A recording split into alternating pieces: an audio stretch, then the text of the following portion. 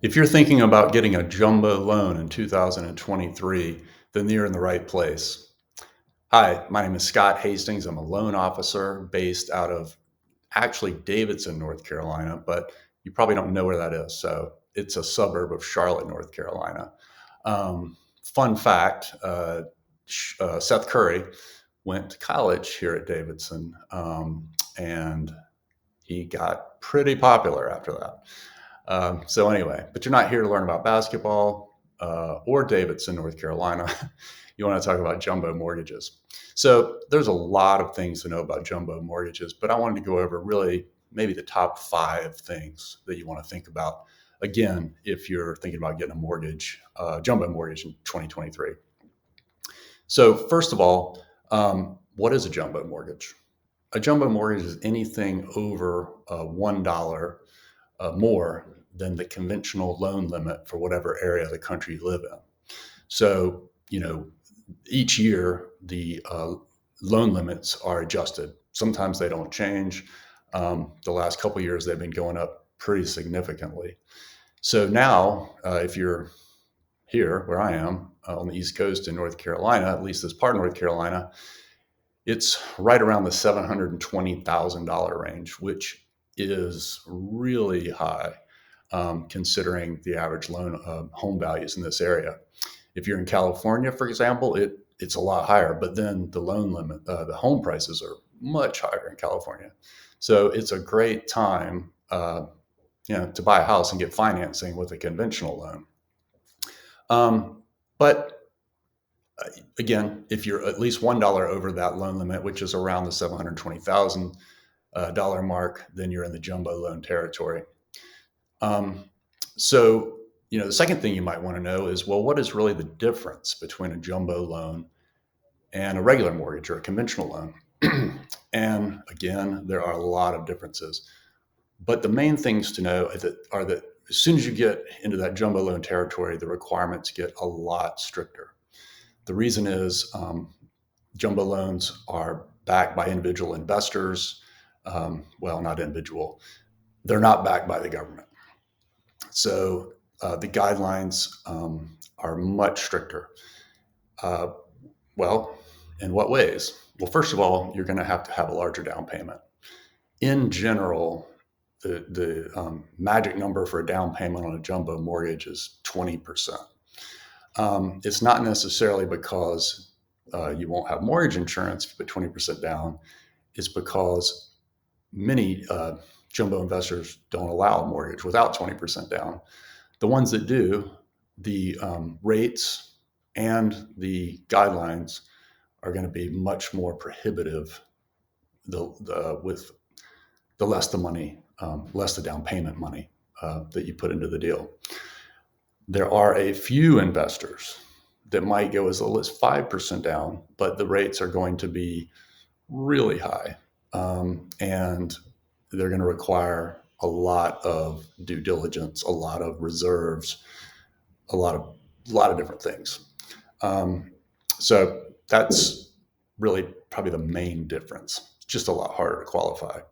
So what are some areas besides the down payment percentage that are different? Well, I mentioned a minute ago, you're going to have a lot more reserves. So typically you're going to have at least 9 months, 6 to 9 months of reserves with most investors. Some investors are going to require a year's worth of reserves. Well, what are reserves? Reserves are mortgage payments that you have left over after closing. So just for easy math, if it was a $2,000 a month mortgage payment, they would want you to have, after you closed, all your closing costs, everything, at least $24,000 left either in the bank or in a retirement account or somewhere where you could easily liquidate it. So that is a big difference. The debt to income ratios are much lower. On a conventional mortgage, again, in this part of the country, around the $720,000 mark, you might be able to go as high as 49% on the debt to income ratio. Again, the debt to income ratio is the percentage of debt you have in relation to your income. So almost half of your income on a conventional mortgage. This is before taxes. could go towards debt. That's your mortgage and anything else on your credit report.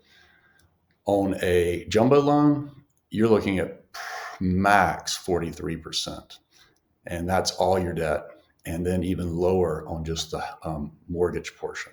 So it's going to be a lot stricter. The credit score requirements are going to be higher. In general, probably the very lowest you could find on a regular jumbo loan, which I'm sure would require a lot more down payment, would be like a 660. And that would be honestly just terrible interest rates. And, going to be difficult. But really, you're looking at a 680, and really, for most investors, probably a 700 credit score. So you're going to have a high credit score. And also, there's a lot of different differences, and it's all dependent on your situation. One that I can think of is acreage. So a lot of times I'll have clients, especially in this area of the country, they're buying something that has acreage. Probably many jumbo investors are not going to allow over 10 acres or to 15 acres, and it's probably going to be very difficult to do anything over 15 acres. If you do, then you're going to have an even more specialized loan. But anyway, it's just something to think about. But if you're in a regular neighborhood, obviously that's not a problem. Also, many jumbo investors are, only wanting to finance primary residences.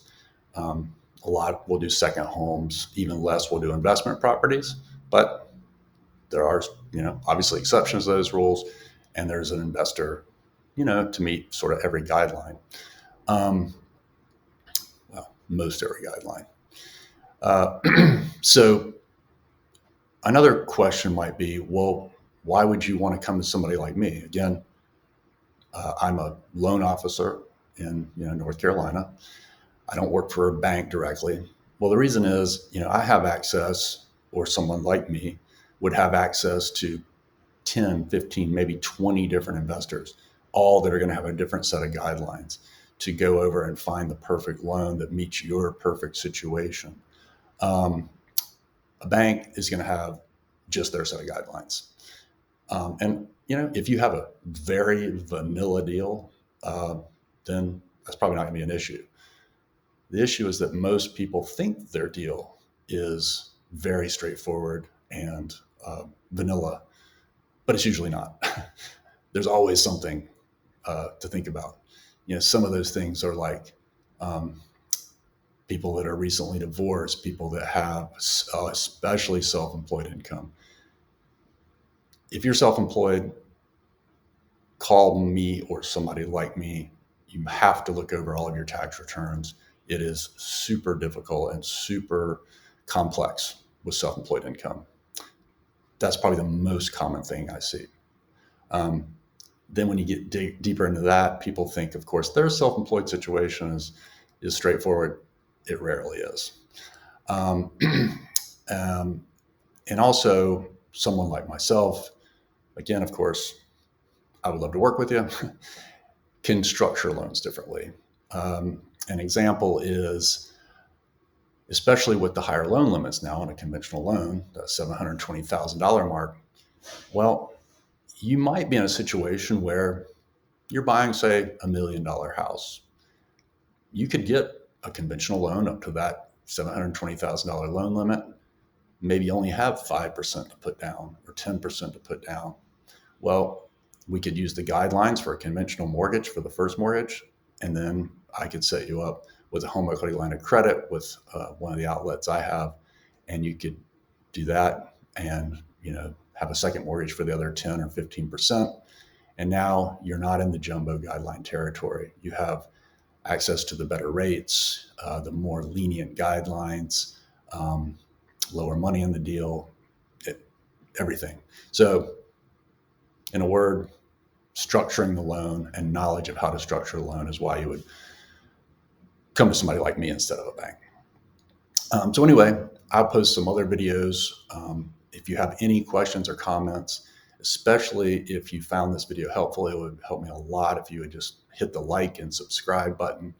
And if you have any again, questions or comments, please put them in the section below and I'll do my best to answer them. And if you have any requests for any additional videos on any topic, you can get on my website, listed in the comments below, or, again, obviously put them in the comments below.